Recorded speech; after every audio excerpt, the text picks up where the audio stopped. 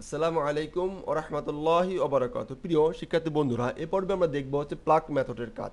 তো pluck method কি করে? প্লাক মেথড করে হচ্ছে যে একটা কলামের একটা সিঙ্গেল কলামের সমস্ত ডাটাগুলো নিয়ে আসে। তো চলুন সেটা কিভাবে করে একটু দেখে নেওয়া যাক। তো আমরা এইখানেই লিখি যে পিএল পিএলইউসিকি প্লাক প্লাক মেথডটি লিখলাম। এইখানে হচ্ছে কলামের নাম লিখতে হবে। কি হতে? কলামের নাম। সে আমাদের কলামের নাম হচ্ছে নেম। আমাদের কলামের নাম হচ্ছে নেম। ফাইন। এবার যদি এটাকে এখানে থাকলো যে নেম ফিল্ড এখানে চলে আসবে। যদি এটা আমরা রিলোড দিই, এই দেখেন নেম ফিল্ড এখানে চলে আসছে। নেম ফিল্ড এখানে চলে আসছে। তাহলে আমরা প্লাগ মেথডের মাধ্যমে যেটা জানলাম তা হলো কি? তা হলো যে একটা সিঙ্গেল যে ভ্যালু থাকবে সেই ভ্যালুকে সমস্ত কিছু সিঙ্গেল ভ্যালু সমস্ত ডাটা চলে আসবে। এখন আমরা আরেকটা কাজ করতে পারি, তা হলো যে এখানে প্লাগ মেথডের মাধ্যমে আরেকটা কাজ করা যেতে পারে। সে হলো যে এই যে সিঙ্গেল ভ্যালু আসছে, ভালো কথা, good, thank you very much. এখন আমরা এইটা কিন্তু এখানে একটা সিঙ্গেল অ্যারে হিসেবে আসছে, এখানে একটা অ্যারে হিসেবে আসছে। ওকে, এটা হচ্ছে ইন্ডেক্সিং অ্যারে হিসেবে আসছে, আমরা বলতে পারি। এখন আমরা এইটাকে চাইলে একটা কি হিসেবে রূপান্তরিত করব, একটা কি হিসেবে রূপান্তরিত করতে পারি।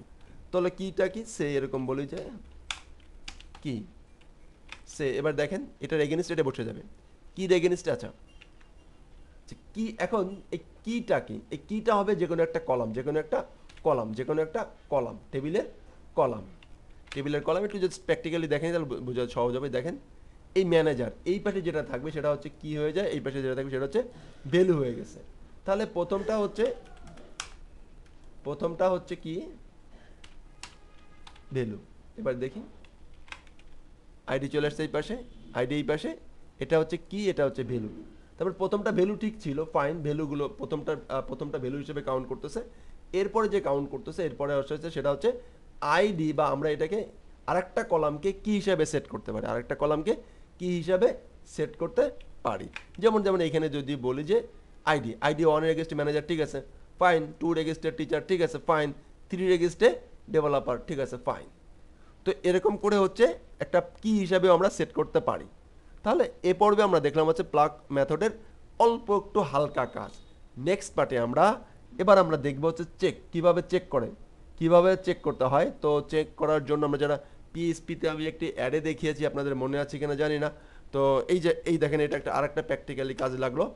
আপনারা যদি অবশ্যই পিএইচপি না থেকে থাকেন, পিএইচপিতে এক্সপার্ট হয়ে না থাকেন, তাহলে লারাভেল আসলে আপনার কোনো কাজে দিবে না।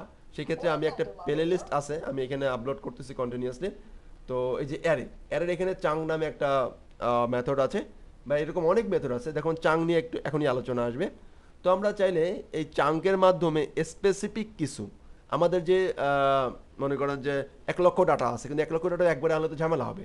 তো 1,00,000 ডাটাকে আমরা পার্ট করে ভাগ করে আনতে পারি। তো এই কাজটা দেখবো হচ্ছে আমরা চাঙ্ক মেথডের মাধ্যমে। তো ভেরিয়েবলের এই যে পিএইচপি অ্যারের চাঙ্ক মেথড, যে মেথড যাদের ক্লিয়ার, তাদের এখন এবারের এই মেথডটি ক্লিয়ার হয়ে যাবে আশা করছি। তো নেক্সট পার্টের মেথডটি হচ্ছে CHUNK, চাঙ্ক, এই মেথড।